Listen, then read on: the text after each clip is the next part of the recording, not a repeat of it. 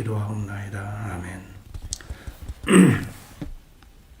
오늘의 본문에는 다윗이 굴에 있을 때에 지은 마스길 곧 기도라 이렇게 표제가 붙어 있어요. 다윗이 굴에 있을 때 사무엘상 22장을 한번 열어보시면 다윗이 사울의 그 참 군사를 피해서 아둘람 굴에 숨습니다.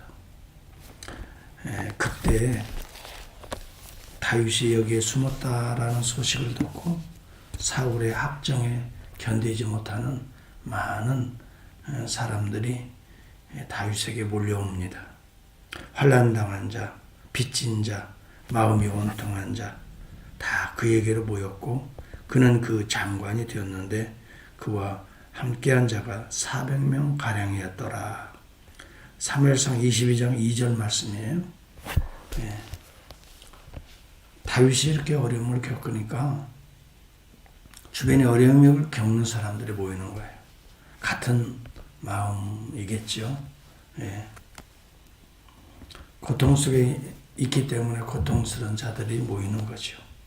다윗 정도는 적어도 내 마음을, 내 고통을 그래도 알지 않겠나. 또 다른 한편으로 보면 그런 고통 속에 있는 사람들이 고통 속에 있는 사람들의 마음을 잘 알거든요. 얼마나 힘들었을까? 얼마나 어려울까?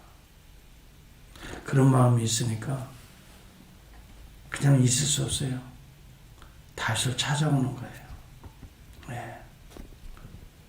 다윗 지금 굴에 숨어 있을 정도로 고통인데 숨을 데가 없어요. 그래서 다윗에게 모이는 자들이 400여 명이라고 하는 것은 적지 않은 숫자지요. 그런데 그들이 먹을 것을 가지고 와요. 마실 것도 가지고 와요. 그러나 여러분 하루 이틀이죠. 함께 지내다 보면 그런 것도 다 떨어지죠. 그래서 할 수 없이 놉 땅에 들어가서 제사장 아히멜렉을 찾습니다. 먹을 것을 좀 달라고. 그때 아히멜렉이 제사장들이 정말 진설병 참 제단에 바치는 떡밖에 없는데 너희에게 줄 것이 없다. 그거라도 좀 달라고. 그래서 결국 그 떡을 얻어서 나누어 먹이거든요. 이 모습을 옆에 있었던 사울의 목자장이었던 도액이 그걸 봐요. 다윗이 여기 있습니다 하고 첩자를 보내서 즉시로 달려가서 구하니까 다윗을 잡으러 군사가 또 몰려오지요. 그랬는데 다윗은 이 소식을 듣고 또 피한단 말이죠. 그랬더니 다윗을 숨겨줬다는 이 이유로 아히멜렉부터 시작해서 85인의 목을 친단 말이에요. 이런 일들이 사무엘상 22장에 이렇게 연결되어 있거든요. 참 이런 상황들을 맞이하면서 얼마나 이제 피할 데가 없어요. 때로는 블레셋에 피하기도 하고 때로는 모압 왕 앞에 가기도 하고 여하튼 이런 상황 속에서 지어진 시편이 바로 오늘 시편이고 마스길 곧 기도라 그랬어요. 여호와께 부르짖는 거예요. 계속 여호와께 부르짖는 기도예요. 여기 본문에 보면 내가 내 원통함을 그 앞에 토하며 내 우환을 그 앞에 진술하는도다. 그렇게 말합니다. 원통했어요. 그런 게 있지 않겠습니까? 내가 지금 사울왕을 대적한 것도 아닌데 그런 마음도 털끝만큼도 없는데 주변에 이런 악한 신하들이 자꾸 충성하고 모략하다 보니까 사울의 마음에 아주 저놈은 빨리 싹을 잘라야 된다는 마음이 들어서 또 이 악신이 들어가니까 더더욱 그런 참 다윗을 하나님의 종을 미워하지요. 여러분 이런 상황을 만났을 때 우리는 어떻게 할까요? 정말 우리가 이리 가지도 못하고 저리 가지도 못하고 이 길도 아니고 저 길도 아니고 뒤로 물러설 수도 없고 굴 속에 들어가도 참으로 이런 안타까운 상황들이 우리 인생에 만날 수 있어요. 그것을 다윗이 보여주고 있는 거예요. 우리 인생에도 이런 때가 있을 것이다. 이런 때가 있을 때 우리에게 교훈하고 있는 교훈시예요, 이게. 그래서 이 마스길이라고 그랬죠. 마스길 곧 기도라고 그랬어요. 마스길이라는 말은 기도라는 말이에요. 아니, 교훈이라는 말이에요. 자, 이러한 상황에 어떤 교훈을 주는가? 곧 기도라. 기도라고 하는 교훈을 주고 있다. 이 말입니다. 여러분, 그래서 기도가 얼마나 중요한지 모르겠어요. 기도하지 않으면 내 스스로 애통해서 죽는 거예요. 내 스스로 미움으로 가득 차서 죽는 거예요. 기도하지 않으면 내가 원통해서 죽는 거예요. 한국 사람들은 화병이라고 그런 표현을 쓰잖아요. 수많은 어려움들. 네. 정말 지금 생각해보면 우리들의 부모님 세대만 보더라도 정말 보통 부모님들 가운데 어머님들은 애통, 정말 그런 것들이 너무 많아요.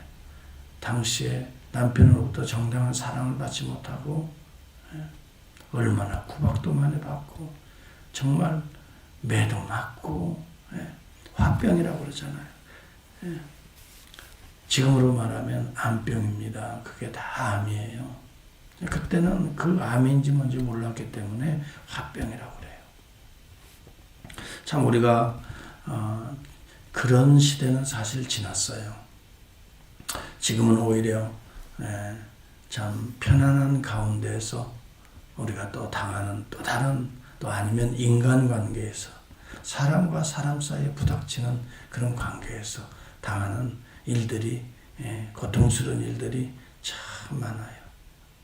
자, 이런 때 우리는 어떻게 할 것인가?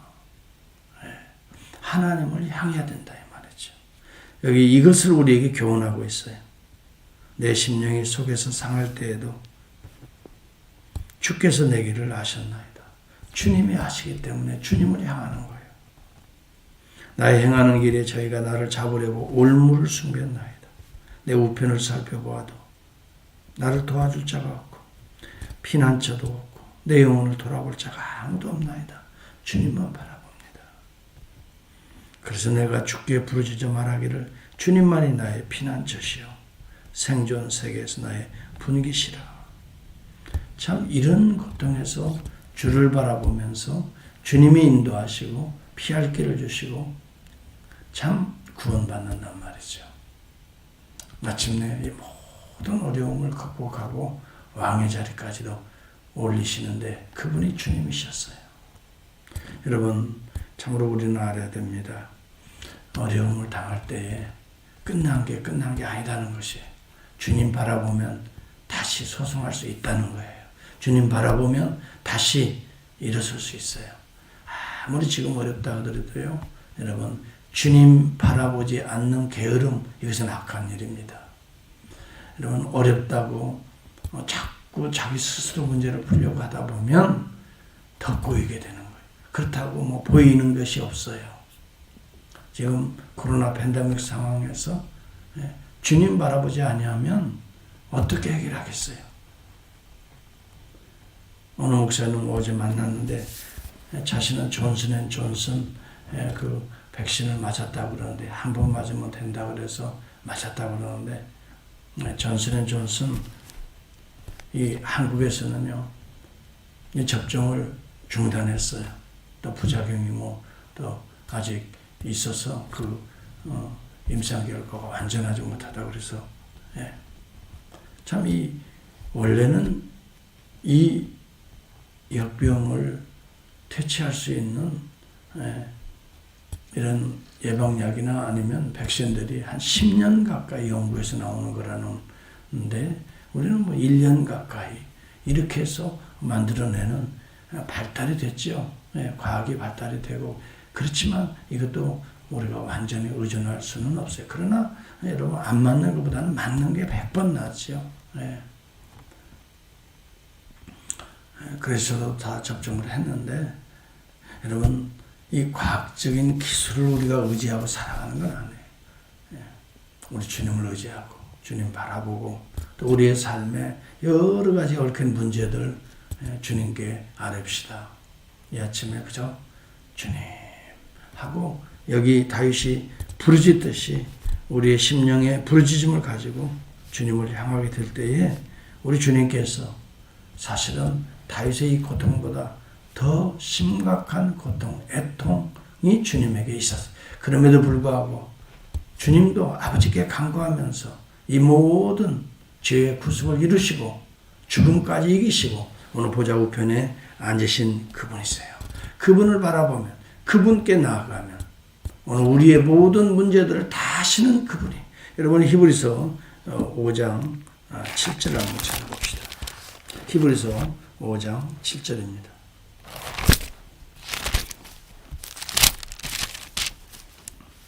그는 육체에 계실 때에 자기를 죽음에서 능히 구원하실 이에게 심한 통곡과 눈물로 간구와 소원을 올렸고 그의 경외하심을 인하여 들으심을 얻었느니라. 우리 주님도 이 땅에 오셔서 그런 참 심한 통곡과 눈물을 또 간구와 소원을 누구에게? 아버지께 올렸다 그랬어요. 아니 우리 주님이 그렇게 심한 통곡, 지금 다윗의 이 고통은요 오실 메시아 그리스도의 고통을 예표적으로 그림자적으로 보여주고 있는 내용들이에요. 그러니 시편에 기록되는 거지요. 다윗 개인의 어떤 체험만이 아니라 이것을 통해서 오실 메시아의 심각한 애매한 그 고통, 그런 가운데도 병든 자들, 소외된 자들, 약한 자들이 다 주님께 몰려오고 있잖아요. 이런 모습들을 보여주고 있는 거거든요. 그래서 여기 본문에도 보면 심한 통곡과 눈물이 예수님에게 있었어요. 그것을 누구에게? 아버지께 올려드리다. 그의 경외하심을 인하여 들으심을 얻었느니라 라고 말합니다. 그리고 이어서 여러분 우리가 히브리서 4장 14절을 한번 또 보겠습니다. 그러므로 우리에게 큰 대제사장이 있으니 승천하신 자고 하나님의 아들 예수시라. 우리가 믿는 도리를 굳게 잡을지어다.